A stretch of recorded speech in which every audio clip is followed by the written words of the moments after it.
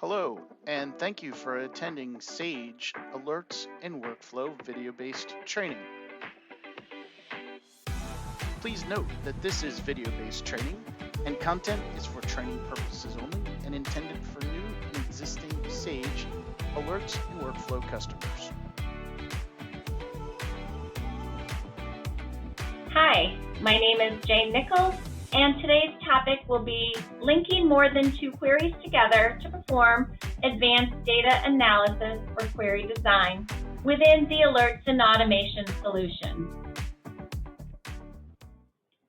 To begin today's session, we have a business case that we are going to consider an event that performs trend analysis.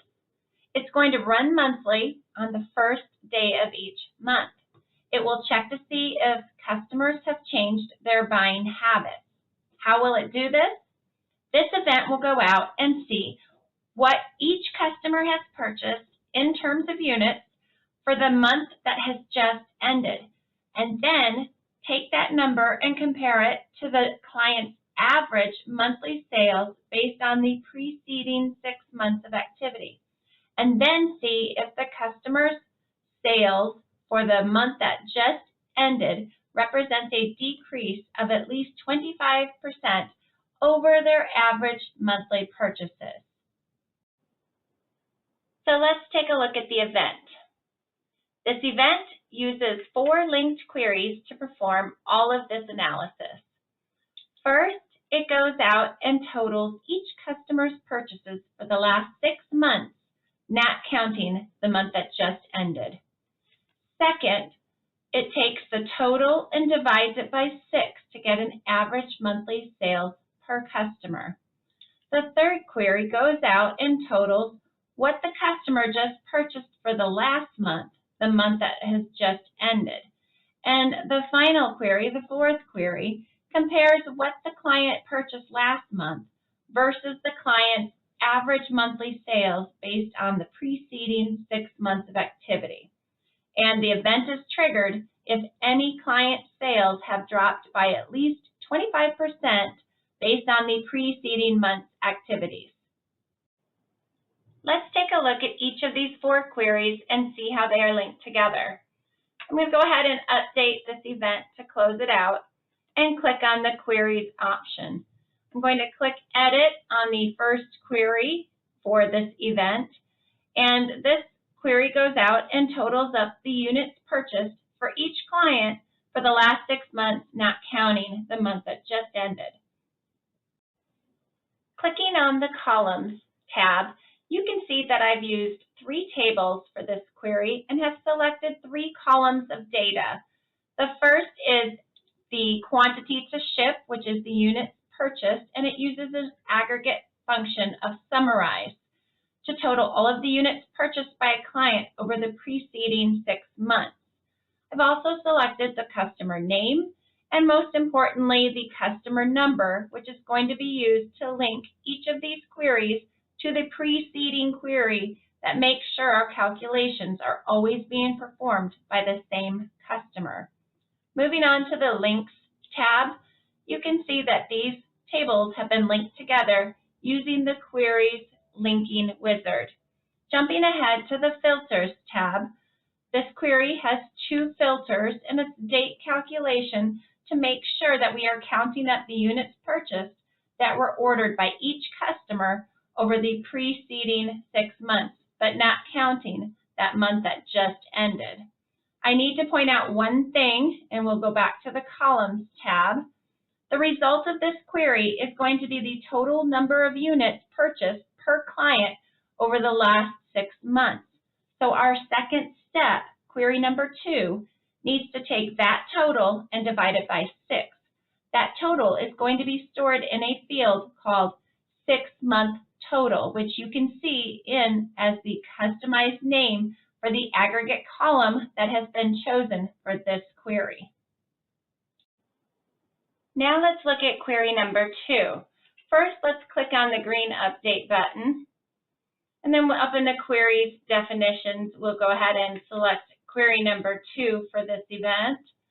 And the purpose of query number 2 is to take the results of query number 1, that 6-month total, and divide it by 6.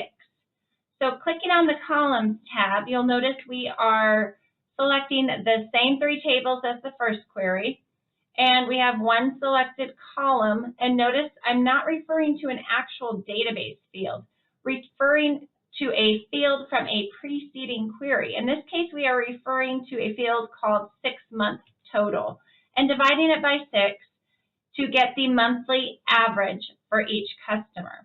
How do we know that we are going to be dealing with the same customers as being retrieved from query number 1? That will be defined on the Filters tab. So we'll jump over there.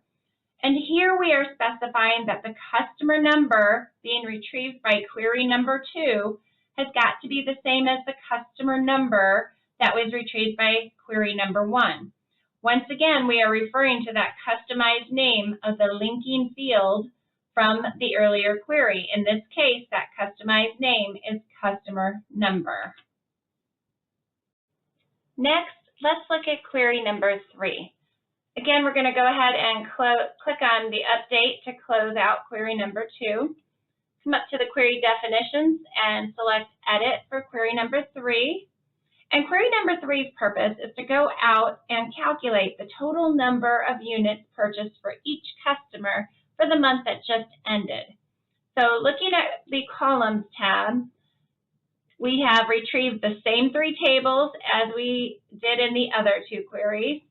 And then down into the columns, selected columns section, notice that once again we have created an aggregate query using the summarize function to total up all of the units purchased per customer over the last month. You can see here our customized name is quantity last month. And once again, we are retrieving the customer's name so we can get a total of units purchased per customer. This second column is our group by field. So let's jump ahead to the Filters tab. And our first 2 filters are making sure that the query retrieves only those orders placed in the last month. So if you look at them closely, you'll notice it takes the last month start date and then the last month end date. So most importantly here too, you'll notice that the third filter is what's making sure that the customer number being retrieved by this query, query number 3, is going to be the same as the customer number retrieved by query number 1 and query number 2, and that's that customer number in the compare value field. Next, let's take a look at query number 3. Once again, we'll go ahead and click on that green update button for the second query.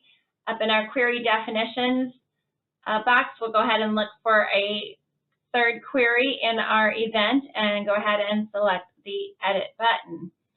The query number 3's purpose is to go out and calculate the total number of units purchased for each customer for the month that just ended.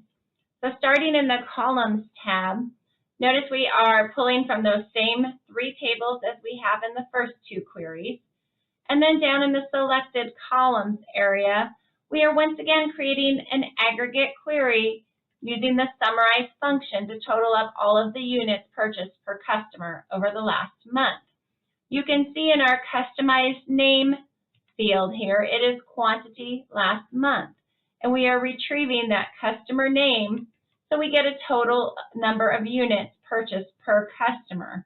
The second column is also our Group By field. So let's jump ahead to our Filters tab. And our first 2 filters here make sure that this query retrieves only those orders placed last month. So notice that our compare values are from last month's start date through last month's end date. And very importantly is that this third filter, because it's making sure that the customer number being retrieved by this query, query number 3, is going to be the same as the customer number by query number 1 and query number 2. Now we are ready to look at the last or 4th query. Let's go ahead and select that Update button and close out the third query. And up in the Query Definitions box, locate the fourth or last query and click on the blue Edit button to open it. Looking at the Columns tab, we are again referring to the same tables in the underlying ERP database as we were the other queries. But if we look at the selected columns, all of the data on the Columns tab is referring to fields of data from preceding queries. This query number 4 is referring to data from query number 1, query number 2, and query number 3, all of the preceding queries.